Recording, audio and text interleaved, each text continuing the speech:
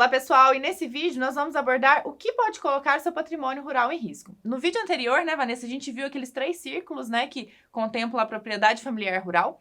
E eu queria saber, iniciando pelo eixo da propriedade, o que pode colocar em risco ali, pensando nesse primeiro eixo. Perfeito. Então, para a gente relembrar, né, Larissa, os 3 círculos que a gente viu no vídeo anterior são esses aqui. Começando por esse círculo, quais seriam os riscos principais que a gente vê no dia a dia? O rural, ele ainda é bastante informal, né? Tanto nas relações entre as pessoas que compõem ali a empresa familiar, quanto nos documentos. Então, é bastante comum ao olhar, conversar com uma família sobre como está a questão da propriedade deles, a gente ter na prática uma situação e nos documentos outra, né? Então, às vezes a gente vai olhar lá a matrícula, a escritura pública da terra, da fazenda, e a gente descobre que, na verdade, no documento está em nome de pessoas diferentes do que se gostaria, do que se tem ali combinado numa realidade prática.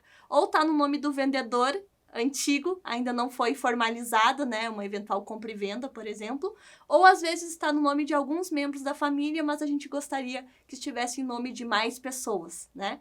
Então, é preciso olhar para esses documentos com cuidado, porque se acontecer qualquer situação particular na vida daquela pessoa que consta no documento como proprietária, isso vai afetar a propriedade de todo mundo.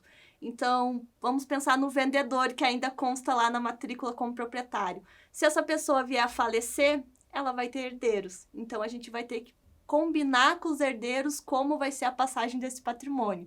Ou um divórcio, ou às vezes uma dívida particular. A pessoa, enquanto sócio da própria empresa familiar, pode ter outros negócios, né, e ter eventualmente uma ação trabalhista, um problema ambiental, um problema tributário. E aí isso vai ser executado no CPF dela. Mas se chegar numa ação, ter uma penhora, algo do tipo, os patrimônios que estão no nome dela que vão responder por esse passivo. E às vezes aquele patrimônio não é somente daquela pessoa, mas sim do grupo familiar.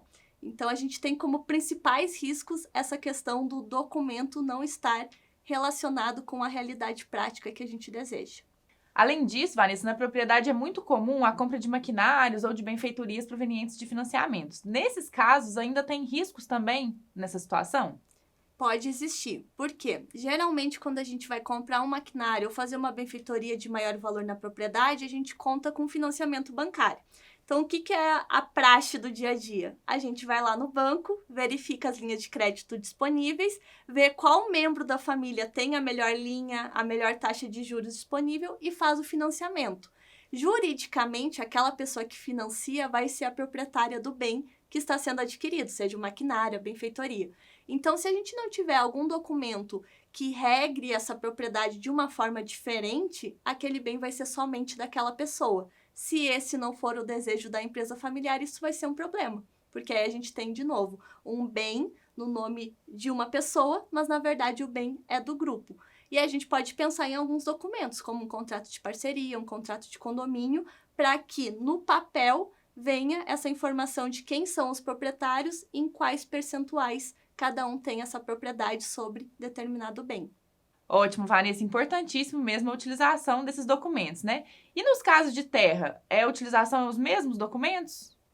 A terra ela é um pouco mais complexa, né? Porque o que regra a propriedade de um patrimônio terra ou até de um imóvel urbano é a matrícula do bem. Então, não basta a gente fazer um contrato lá de gaveta, isso não vai regrar a propriedade daquele imóvel, né? Então, a gente tem que pensar em operações que têm uma complexidade maior. Então, uma compra e venda, uma doação, ou até mesmo a constituição de uma empresa, que são as holdings patrimoniais que a gente ouve falar. Então, a gente precisa verificar o que é possível e os custos envolvidos, né, em cada uma dessas operações, para ver qual vai ser a ferramenta aí mais adequada para a situação daquela família. Além disso, Larissa, é muito importante a gente olhar para a questão dos casamentos, porque eles também têm uma grande influência sobre a propriedade dos maquinários, benfeitorias, os imóveis, né, as terras, os imóveis urbanos. Então, a gente precisa olhar para quais os regimes de casamento que a gente tem dentro daquela empresa familiar e os impactos disso.